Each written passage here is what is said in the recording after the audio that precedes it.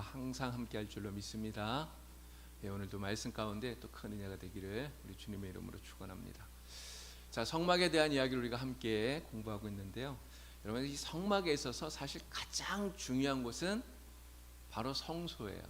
이게 성소 안으로 들어가야 됩니다.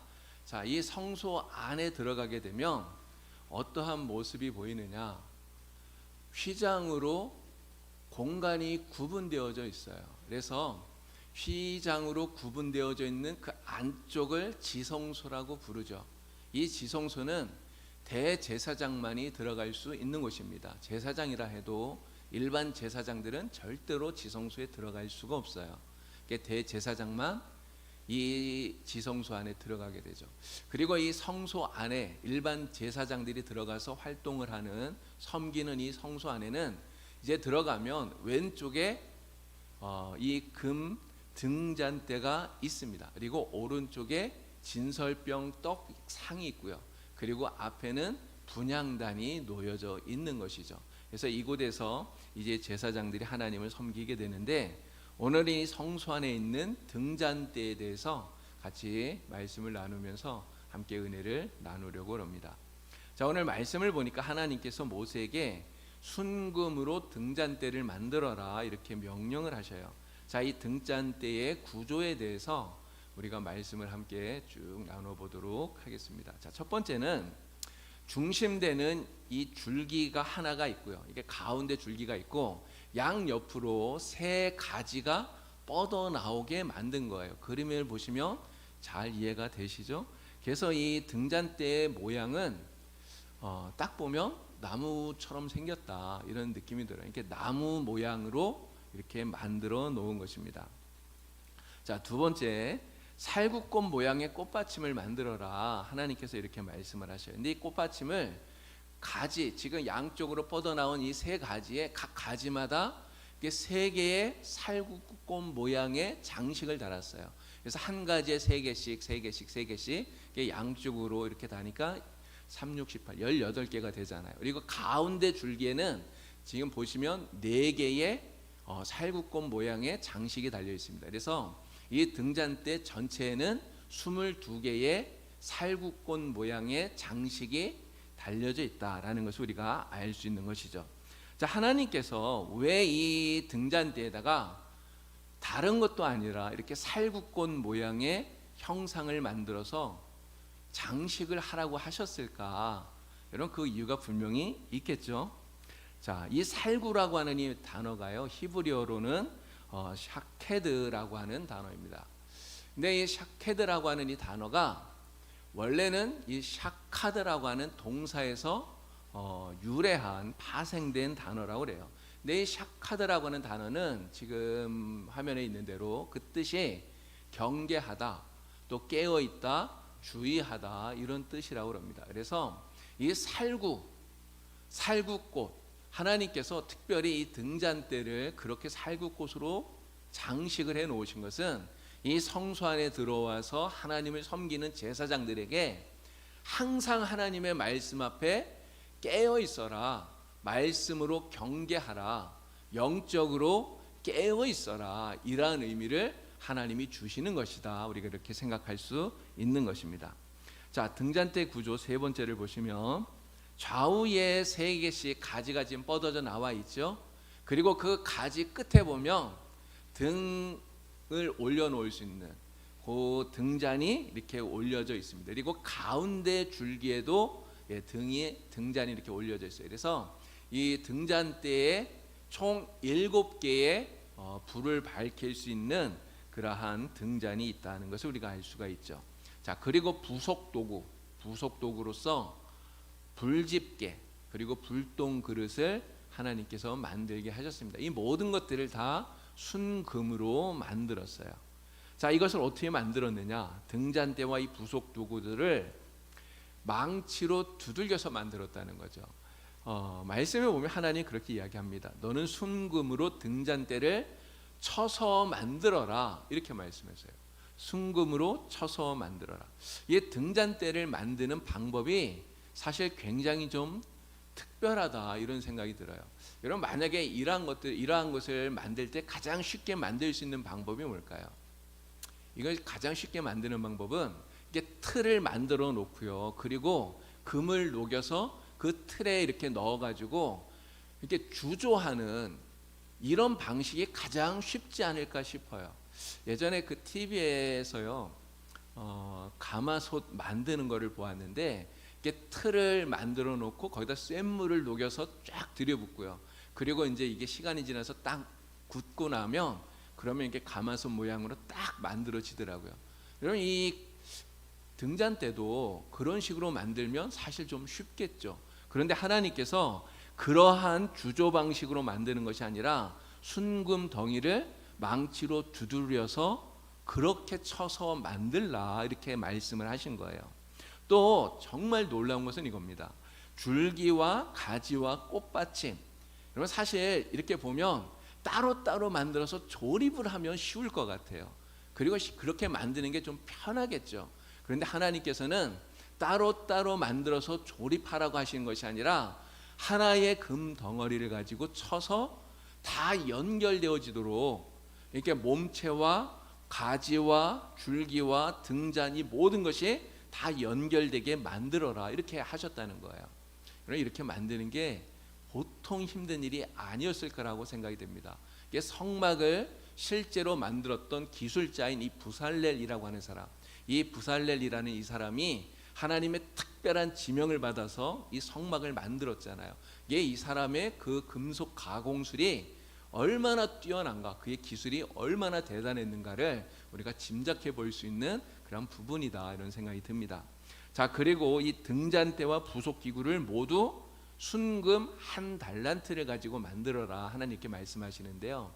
이 순금 1달란트, 이 1달란트는 34kg이라고 그래요. 여러분, 34kg, 금 34kg, 이거 엄청난 거 아닌가요? 제가 계산을 해봤는데 이게 지금 금액으로 따지면 얼마나 될까 계산을 해보니까요. 어제 제가 인터넷에서 찾아보니까 금 한 돈에 지금 시세가 28만 원이라고 나오더라고요. 금 한 돈이 3.75g이에요. 그러니까 34kg이면 몇 돈입니까? 9,066돈이에요. 엄청나죠. 그래서 28만 원 곱하기 9,066을 하니까 거의 한 25억 정도가 나옵니다. 어마어마한 그러한 가격이죠. 근데 가격도 가격이지만 그만큼 많은 양의 금을 가지고 만들었다는 거예요. 그래서 이 금 등대가 그냥 이렇게 조그만한 그런 금 등대가 아니라, 지금 여기 그림을 제가 붙여놨는데 제사장이 서 있으면 거의 제사장만하게, 이게 이 정도로 굉장히 큰 그러한 금 등대였구나 하는 것을 우리가 알 수 있다라고 하는 것이죠. 자, 이 등잔대가 오늘 우리에게 주는 신앙적인 의미들이 있어요. 여러분, 성소는요 어떻게 만들었다고 했는지 잘 기억하시죠? 여러분, 벽을 무엇으로 만들었다 그랬습니까? 조각목을 가지고 금으로 싸서 만들었다 그랬어요. 그러니까 빈틈없이 조각목을 쫙 둘러서 벽을 만든 거예요. 여러분, 지붕은 무엇으로 만들었죠? 지난 시간에 이야기했잖아요. 4개의 천을 가지고 만들었어요. 천을 덮어서 지붕을 만들었단 말이죠. 자, 그런데 문제는 이 성소 안에는요 창문이 없어요. 창문이. 이런 창문이 없다는 얘기는 빛이 그 안에 들어오질 못한다는 거잖아요. 그래서 성소는 어두컴컴한, 이 성소 안은 깜깜했다는 이야기죠. 그래서 이 성소 안에서, 이 어두운 성소 안에서 제사장이 하나님을 섬기기 위해서는 무엇이 필요합니까? 빛이 필요해요. 바로 성소 안에서 제사장이 하나님을 섬기는 일을 감당하기 위해서 이 등잔대에 불빛이 필요했다라고 하는 것이죠. 칠흑같이 어두운 이 성소 안을 그래서 밝게 비추는 이것이 바로 이 등잔대가 가진 가장 중요한 역할이라는 것을 알 수가 있습니다.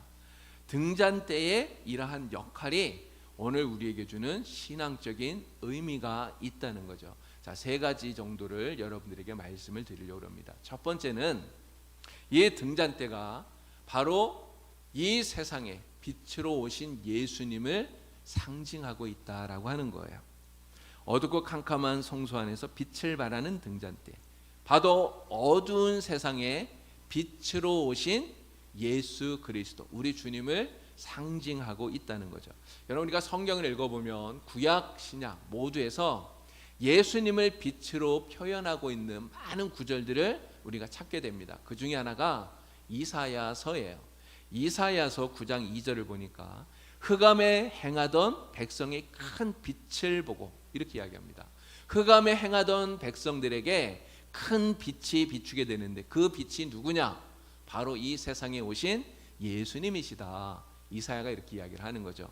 또 말라기 4장 2절을 보니까 또 이런 말씀이 나옵니다. 너희에게, 내 이름을 경외하는 너희에게 공의로운 해가 떠올라서 치료하는 광선을 비추리라 말씀하셔요. 죄로 인하여서 영원히 죽을 수밖에 없었던 그러한 사람들에게 하나님의 빛이 치료하는 광선으로 비추어진다는 거예요. 여러분, 그 치료하는 빛, 치료하는 광선, 이 광선이 의미하는 것이 누굽니까? 그것이 바로 이 세상에 우리를 고치기 위해서, 우리를 낫게 하기 위해서, 치료하기 위해서 이 세상에 오신 예수 그리스도이시다라고 하는 거죠. 이런 신약에도 예수님을 빛으로 표현하는 구절들이 나와요. 요한복음에 보니까 1장 4절 5절에 사도 요한이 이렇게 이야기합니다. 어둠 속에 있었던 자들에게 생명의 빛이 비추었다는 거예요. 어두운 세상에 비추는 빛, 바로 생명을 주는 빛이라고 하는 것이죠. 세상의 빛, 생명의 빛이라는 거고요. 자, 요한복음 8장을 보면 예수님이 하신 말씀인데 직접 예수님이 나는 세상의 빛이다 이렇게 말씀을 하셔요. 예수님 스스로를 가리켜서 내가 세상의 빛이다 말씀을 하셔요. 여러분, 세상의 빛, 무슨 빛일까요? 바로 생명을 얻게 하는 빛이라고 하는 거예요. 자, 그런데 예수님께서 이 말씀을 하신 장소가 어디냐? 바로 성전에서, 성전의 연복궤 앞에서 이 말씀을 하셨다는 거예요. 이게 성전에서 예수님께서 내가 세상의 빛이다 라고 말씀을 하실 때 예수님이 염두에 둔 것이 무엇일까요? 바로 성소 안에 있는 이 등잔대, 어두운 그 성소 안을 환하게 비추는 이 등잔대를 예수님이 염두에 두시고 내가 바로 이 세상을 밝히는 세상의 빛이다, 주님께서 이렇게 말씀을 하셨다는 것이죠. 자, 이 말씀을 하시고 난 다음에 예수님께서 한 맹인을 만났습니다. 맹인을 만나서 그의 눈을 고쳐주시면서 예수님이 하신 말씀이 이거예요. 내가 세상에 있는 동안에는 세상의 빛이로다. 예수님이 이렇게 말씀하셔요. 여러분, 맹인이라는 게 뭡니까? 앞을 못 보는 사람, 이게 빛이 없는 사람이에요. 이게 빛을 갖지 못한 사람, 그러한 사람의 눈을 뜨게 만들었다는 것은 빛이 없는 사람에게 빛을 주었다는 거죠. 바로 예수님께서 빛을 잃어버린 정말 어둠 가운데 맹인처럼 살아가던 우리들에게 예수님이 빛이 되어서 오셨다는 거죠. 그래서 바로 이 성소 안에서 빛을 발하는 이 등잔대는 어두운 세상을 비추는 예수 그리스도를 상징한다라는 것을 우리가 이해할 수 있습니다. 자, 이 등잔대가 상징하는 것이 무엇인가? 두 번째는 바로 예수님처럼 빛을 발할 사명을 가지고 있는 우리들을 상징한다고 하는 거죠.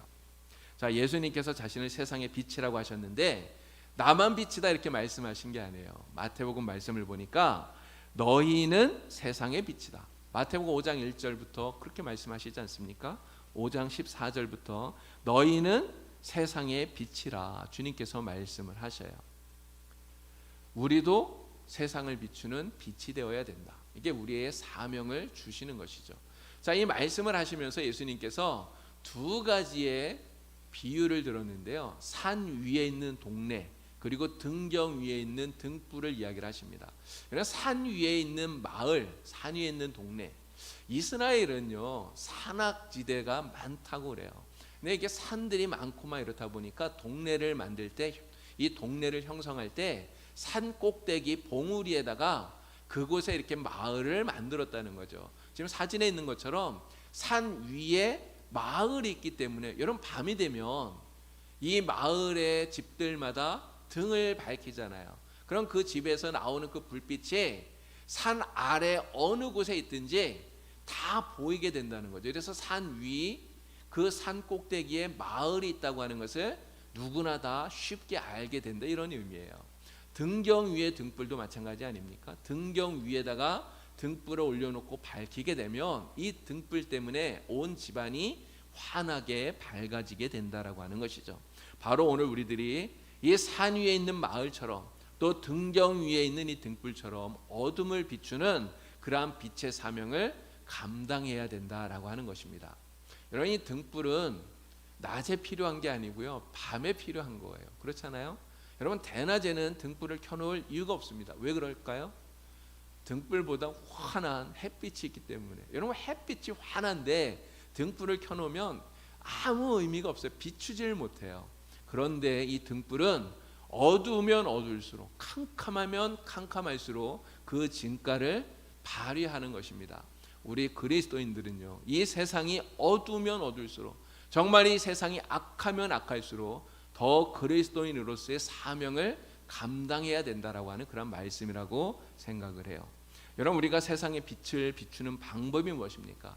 마태복음 5장에서 예수님이 말씀하셨어요. 바로 너희의 선한 행실이 이 세상에 비추는 너희의 빛이다, 이렇게 말씀하시죠.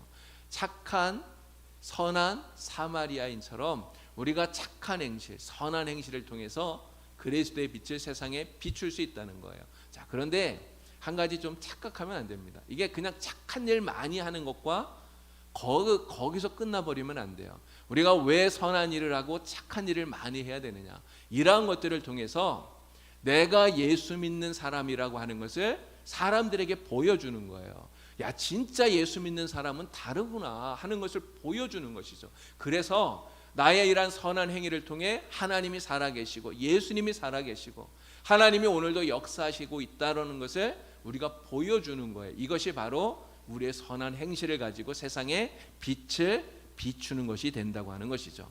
어두운 성소 안을 환하게 비추는 이 등단대처럼 어두운 세상을 비추는 이 등불의 역할, 저와 여러분들이 잘 감당할 수 있게 되기를 주님의 이름으로 축원합니다. 자, 세 번째, 이 등잔대가 의미하는 것이 무엇이냐? 바로 빛을 발할 사명을 가진 우리 교회를 상징하는 것이다 하는 거예요. 우리들뿐만 아니라 이 교회를 상징하고 있다는 것이죠. 자, 여러분, 이 성소 안의 등잔대, 이 등잔대가 빛의 사명을 가진 교회를 상징한다는 것, 우리가 말씀을 통해 알 수가 있습니다. 사도 요한이 환상을 통해서 7 금촛대를 보았어요. 요한계시록 1장 20절을 보니까 환상을 통해서 예수님을 보게 되는데, 예수님께서 이 7 금촛대 사이를 다니시는 것을 보게 됩니다. 그런데 이 7 금촛대가 의미하는 것이 무엇인가를 성경이 밝혀 보여주셨어요. 뭐라고 말합니까? 7 촛대는 7 교회다, 이렇게 이야기를 하죠. 바로 이 요한이 환상에서 본 7 금촛대, 성소 안에 등잔대 위에 있는 7개의 등불을 상징하는 것이다, 이렇게 말할 수 있는 것이죠. 자, 등잔대 모습을 여러분 다시 한번 생각해 보세요. 가운데 줄기가 있고 양쪽으로 3개씩 가지가 뻗어 나오고요. 그리고 그 위에 등불이 7개가 켜져 있습니다. 그리고 이 등잔대는 각 가지마다 3개씩, 또 줄기에는 4개의 살구꽃 모양의 장식이 달려 있다고 그랬어요. 여러분, 이게 살구꽃이 피어 있는 살구나무를 형상화한 것이다라는 것을 우리가 이해할 수 있는 것이죠. 이 등잔대는 바로 살구나무에 살구꽃이 핀 모습이다, 이렇게 말할 수 있습니다. 여러분, 아까 살구, 왜 하나님께서 살구꽃을 장식하게 하셨는가, 그 이유에 대해서 제사장들이 이것을 보면서 하나님의 말씀 앞에 늘 경성하고 깨어 있어라, 각성하라, 이러한 의미라고 말씀을 드렸는데, 이 금촛대가, 바로 이 등잔대가 교회를 상징한다라고 하는 그러한 의미 속에서 교회가 가진 사명이 무엇인가라고 하는 것을 우리가 깨닫게 된다라고 하는 것이죠. 이 살구나무는요, 이른 봄에 아주 일찍 꽃이 핍니다. 봄에 가장 빨리 꽃을 피우는 나무 가운데 하나가 바로 이 살구예요. 살구꽃이에요. 그래서 사람들은 살구나무에 꽃이 피면, 야, 이제 진짜 봄이 되었구나 하는 것을 깨닫게 되죠. 여러분, 봄이라는 것이 무엇입니까? 봄은 많은 사람들이 그렇게 얘기하잖아요. 죽었던 것이 다시 살아나는 계절, 만물이 소생하는, 정말 죽었던 것들이 다시 살아나는 계절이 봄이다, 이렇게 이야기를 합니다. 즉 등잔대를 살구나무로 만든 것은, 살구나무의 형상으로 만든 것은요, 이 봄을 알리는 이 살구나무처럼 빛으로 오신 이 예수님으로 인해서 생명이 소생하는 때가 되었다는 것을 우리 교회가 세상 가운데 알려야 하는 사명을 갖고 있다라는 것을 우리에게 보여주는 것이다라는 것입니다. 살구나무에 사람들이 살구꽃이 핀 것을 보고 야 진짜 봄이 왔구나 이렇게 느끼는 것처럼요, 사람들이 교회를 보고 무슨 생각을 하게 만들어야 될까요? 야 정말 죄인이지만 죽지 않고 살 수 있는 유일한 길이 바로 교회 안에 있구나 하는 것을 사람들에게 깨달을 수 있도록 만들어 주어야 될 사명이 오늘 우리 교회 안에 있다라고 하는 것입니다. 교회 안에 참된 생명이 있구나 하는 것을 깨닫게 해야 된다는 거죠. 이것이 오늘 우리 교회가 가진 사명이라고 하는 것입니다. 우리 영주 지역에 많은 교회들이 있어요. 여러분 그런데 그런 생각을 해봅니다. 정말 세상 사람들이 교회를 보면서 야 진짜 교회 안에 생명이 있구나, 교회 안에 가야 살 수 있구나, 사람들이 그런 생각을 할까요? 여러분 다른 사람들이 교회 안 다니는 우리 주변에 있는 사람들이 우리 봉산교회를 보면서 야 진짜 봉산교회 안에는 생명이 있구나, 저기 가야 내가 살 수 있구나, 이런 사람들이 그런 생각을 할까요? 만약 사람들이 그렇게 생각하지 못한다면 오늘 우리 교회는 바로 이 교회 사명을 온전히 제대로 감당하지 못하고 있다고 하는 것이죠. 오늘 우리는 이 교회 사명이 무엇인가를 다시 한번 깨닫고 정말 세상 가운데 예수의 생명을 전할 수 있는, 교회 안에 오직 생명이 있다고 하는, 다시 살아날 수 있는 유일한 길이 있다고 하는 것을 알려줄 수 있는 이 사명을 잘 감당하는 우리 교회가 될 수 있기를 우리 주님의 이름으로 축원합니다. 자, 세상에 예수님께서 빛으로 오셨어요. 빛으로 오신 예수님은요, 이 빛으로 오신 그 사명을 감당하기 위해서 십자가를 지셨습니다. 오늘 우리가 너희도 세상의 빛이다 예수님 말씀하셔요. 여러분 예수님은 그 빛된 사명을 감당하기 위해서 십자가를 지셨는데 오늘 빛으로 살아야 되는, 빛의 역할을 감당해야 되는 우리들은 이 빛의 역할을 감당하기 위해서 어떻게 해야 되겠습니까? 어떻게 이 빛의 역할을 우리가 감당할 수 있을까요? 자, 성소 안의 이 등잔대를 통해서 하나님께서 빛으로 살고자 하는 우리들에게 주시는 교훈들이 있다는 거예요. 네 가지를 여러분들에게 말씀을 드리려고 합니다. 첫 번째는 고난을 감내할 수 있어야 된다는 것입니다. 그는 등잔대를 만드는 과정, 아까 잠깐 말씀을 드렸는데 바로 성도의 고난과 연단을 상징한다는 거죠. 이 등잔대 순금으로 만들어졌다 그랬잖아요. 그런 순금을 만드는 과정, 순금을 얻어내는 그 과정이 정말 힘들고 어려운 과정이에요. 제가 인터넷에서 이 원석에서 금을 재련해내는 이러한 영상을 찾아봤는데요. 잠깐 그 영상을 한번 보도록 하겠습니다. 흰 석영맥 안에 까만색 띠가 있는 바로 이런 것이 금의 원석. 여러 개의 금광석을 섬광기계에 올리고 재련하기 위해 이동하는데요. 커다란 금광석은 물과 함께 여러 번의 분쇄 과정을 거쳐야만 가루로 변신을 합니다. 기계 속에서 다른 광물과 분리된 금과 은, 이렇게 골라내는 과정을 통해 원석에서 금을 추출하는 겁니다. 금광 기계 작업을 마친 이 가루는 약 12시간가량 완전히 건조시킨 후 다양한 시약을 이용해 여러 단계를 거쳐 재련을 합니다. 전부 금속화.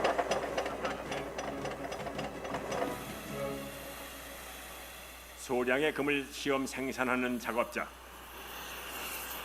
이제 재련 과정을 거쳐 우리가 흔히 보는 금의 모습을 찾게 됩니다. 이게 지금 몇 도씨에 녹이는 거예요? 금이 1300도에서 녹아요. 보통 금은 여러 단계를 거쳐 제 모습을 갖추는데요. 시뻘건 불길 속에서 서서히 모습을 드러내는 황금빛 액체.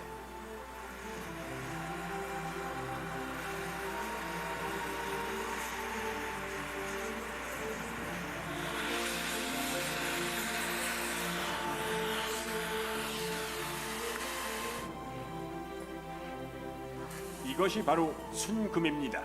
천여금이라고 그럽니다. 광산에서 참 나왔잖아요. 예, 여러분 여기 보시면 이 순금을 만드는데요. 1300도의 열이 필요하대요. 1300도가 이게 진짜 상상이 됩니까? 물이 끓는 게 100도에서 끓는다 그러잖아요. 근데 1300도 어마어마한 뜨거운 고열 아닙니까? 근데 이러한 고열을 가해야 순금이 만들어진다는 거예요.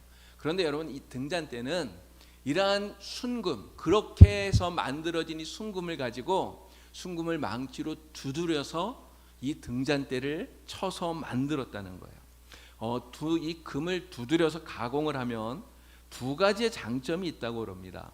첫째는 찢어지거나 부러지지를 않는데요. 그리고 이 금이 더 밝게 빛이 난다고 그래요. 자, 순금을 만들고 금을 두드려서 이렇게 등잔대를 만드는데 이 모든 과정들이 바로 우리 성도가 받는 고난과 또 핍박과 이러한 것들을 상징하고 있다라고 하는 거죠. 여러분 욥이 자신이 받았던 고난에 대해서 이런 이야기를 합니다. 욥기 23장 10절 말씀이에요.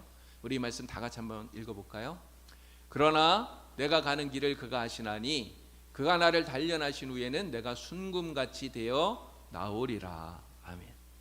그가 나를 단련하신 후에는, 여러분 그 단련이라는 말 속에 욥이 당했던 그 모든 고난들이 들어있는 거예요. 자식들이 죽고 자기 몸이 병들고 가졌던 모든 것들을 다 잃어버렸던 그 어마어마한 고난, 정말 말로 표현할 수 없는 그 고난이 단련하신 후에는 요 속에 들어있는 거죠. 그런데 그렇게 단련한 후에 이 고난을 받은 후에 어떻게 된다고요?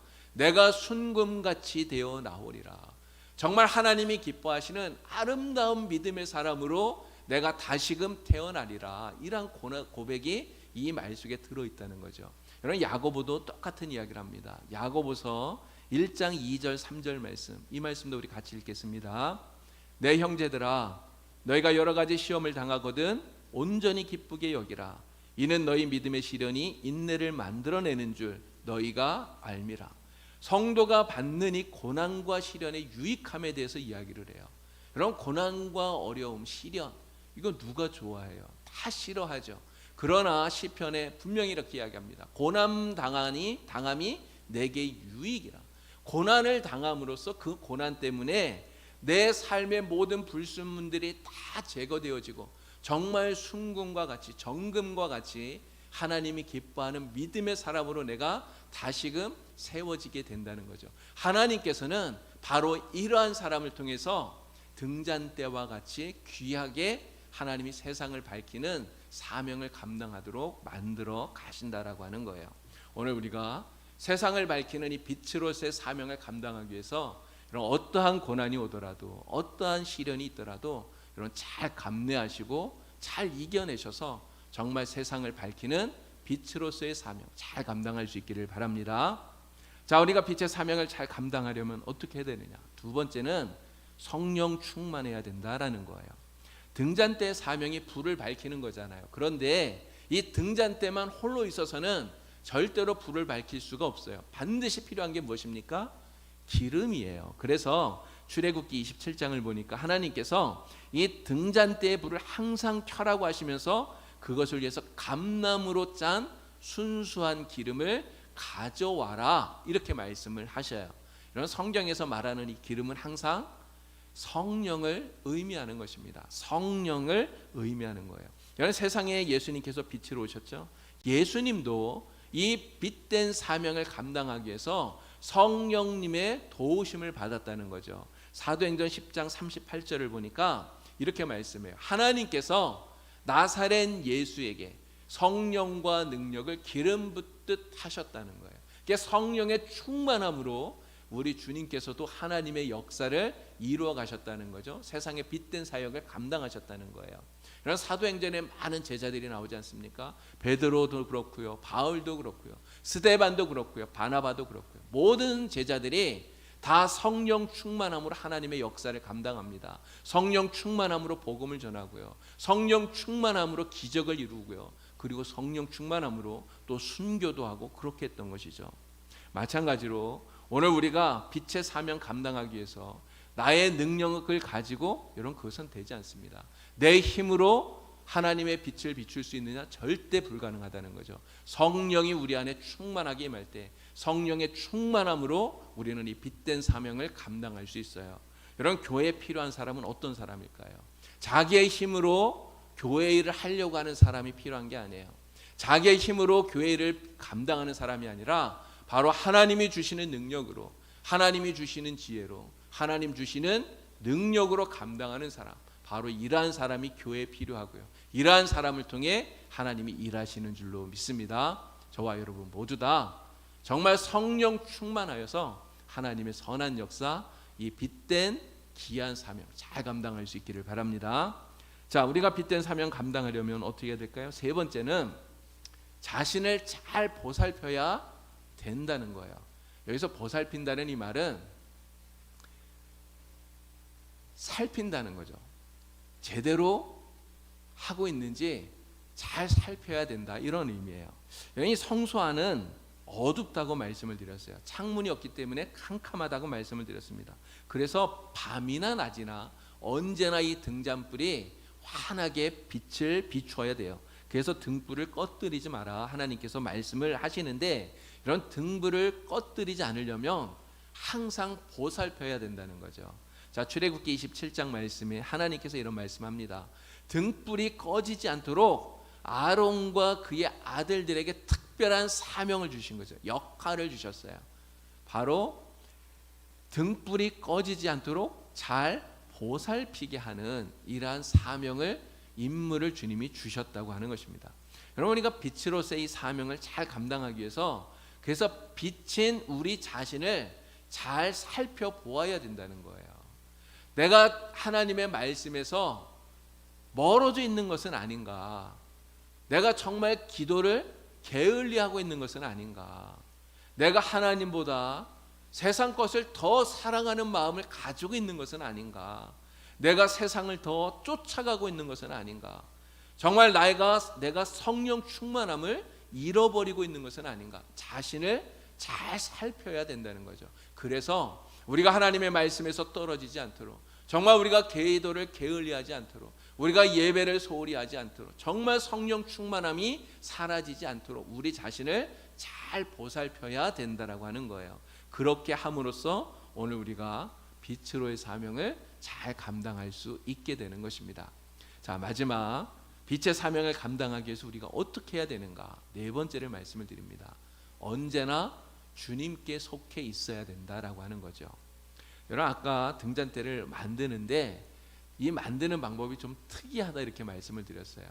부분을 따로따로 만들어서 조립을 하면 쉬울 것 같은데, 그렇게 조립을 하는 것이 아니라 그냥 금덩이를 망치로 쳐서 한 덩어리로 만들라고 하나님 말씀하셨다 그랬잖아요. 그래서 몸체와 그 줄기와 가지와 또 거기에 달려있는 모든 이 살구꽃 모양의 장식, 이러한 모든 것들을 다 각자가 아니라 하나로 다 연결되어지도록 한 몸체가 되도록 하나님이 만들라고 하셨다는 거죠. 바로 이것은 바로 우리 주님과 우리가 완전한 하나가 되어야 된다, 온전한 하나가 되어야 된다라고 하는 것을 우리에게 말씀해 주시는 그러한 의미인 것입니다. 예수님께서 포도나무 비유에서 우리에게 이렇게 말씀하셨어요. 주님과 연합하는 것이 얼마나 중요한가를 포도나무 비유를 통해 말씀을 하시는데요. 요한복음 15장 4절 5절에 뭐라고 말합니까? 내 안에 거하라, 나도 너희 안에 거하리라. 가지가 포도나무에 붙어 있지 아니하면 스스로 열매를 맺을 수 없음같이 너희도 내 안에 있지 아니하면 그러하리라. 주님이 말씀합니다. 이런 포도나무 가지가 이 줄기에 붙어 있지 않으면 그러면 영양분을 공급받지를 못해요. 아무런 것도 공급받지 못하니까 결국 이 가지는 말라 죽을 수밖에 없어요. 열매를 맺는 것은 고사하고 죽을 수밖에 없다라는 거죠. 이 가지가 열매를 맺기 위해서는 반드시 줄기에 붙어 있어야 되는데, 포도나무에 붙어야 되는데 그냥 붙는 게 아니라 완전히 하나 되어야 된다는 거죠. 그래야 주님으로부터 은혜를 받고 또 양분을 받고, 그래서 열매를 맺게 되는 것입니다. 주님께 완전히 속해 있어야만 오늘 우리가 빛으로서의 사명을 감당할 수 있는 것이다. 이렇게 받아들일 수 있는 거죠. 너희는 세상의 빛이다. 예수님이 이렇게 말씀하셨는데 사실 이 빛이라고 할 때 예수님이 빛이라는 이 말씀과 우리가 빛이라고 하는 이 말씀은 사실은 좀 의미가 달라요. 여러분 태양과 달은 다릅니다. 태양은 낯을 비추고 밤에는 달이 비추지만 여러분 태양은 스스로 빛을 내요. 그러나 달은 스스로 빛을 내는 것이 아닙니다. 여러분 보름달이 뜬 밤은 환하지만 왜 환합니까? 태양빛을 달이 받아서 그것을 반사해 주는 거예요. 여러분 우리가 세상의 빛이라고 할 때 그 빛이 바로 그런 의미라는 거죠. 우리 스스로는 아무런 빛도 낼 수 없어요. 여러분 우리가 무슨 빛을 낼 수가 있겠습니까? 우리가 세상에 비추는 빛은 나의 빛이 아니에요. 나의 빛 이게 아니에요. 바로 그리스도의 빛, 예수님의 빛을 받아서 우리가 세상에 비추는 것이죠. 그렇기 때문에 우리가 주님께 완전히 속하지 않으면, 주님 안에 온전히 거하지 않으면 주님의 빛을 받아서 세상에 비출 수 없다라고 하는 이야기예요. 우리가 빛으로서의 사명을 감당하기 위해서 반드시 주님 안에 거해야 된다. 주님으로부터 절대로 떨어져서는 안 된다라는 것을 우리가 명심하고요. 저와 여러분 모두 다 정말 주님 안에 거하는 사람, 늘 주님 안에 사는 사람, 그래서 우리에게 맡겨진 이 빛의 사명 잘 감당할 수 있기에 우리 주님의 이름으로 축원합니다. 자, 오늘 말씀을 정리하겠습니다. 성소 안의 등잔 때 세상의 빛으로 오신 예수님을 상징한다고 말씀을 드렸고요. 예수님뿐만 아니라 바로 이 빛으로서의 사명을 감당해야 되는 우리들, 그리고 우리 교회를 상징하는 것이다 말씀을 드렸어요. 오늘 우리가 이러한 빛으로서의 사명 감당하기 위해서 어떻게 해야 되는가? 4가지를 말씀을 드렸죠. 고난을 감내해야 된다. 또 언제나 성령이 충만해야 된다. 또한 자신을 잘 살펴야 된다. 언제나 주님 안에 거해야 된다 말씀을 드렸습니다. 우리가 이 말씀 잘 기억하셔서 우리에게 주신 정말 귀한 사명, 세상의 빛으로서의 사명 잘 감당하여서 우리 주님의 기쁨이 되는 우리 모두가 되기를 주님의 이름으로 간절히 축원합니다. 기도하겠습니다. 하나님, 우리를 세상의 빛으로 삼아주시고 이 사명을 감당할 수 있도록 은혜를 베풀어 주시니 참으로 감사합니다. 어두운 세상의 빛으로 오셔서 생명을 주신 예수님처럼 하나님, 이 세상에 아직도 어둠 가운데 살아가는 사람들이 너무나 많습니다. 우리가 살고 있는 이 영주에도 하나님 알지 못한 채 어둠 속에서 죽어가는 영혼들이 너무나 많습니다. 하나님, 우리가 그들에게 예수님의 생명의 빛을 비추는 이 빛의 사명을 잘 감당하는, 빛으로서의 사명을 감당하는 성도들이 다 되게 하여 주시옵소서. 어떠한 고난이 있더라도 다 감내할 수 있도록 저희들을 도와주시고 언제나 성령으로 충만케 하여 주시고 또 우리 자신을 잘 살피면서 항상 주님 안에 거하여 빛으로서의 사명 잘 감당하여 우리 주님께 칭찬받는 우리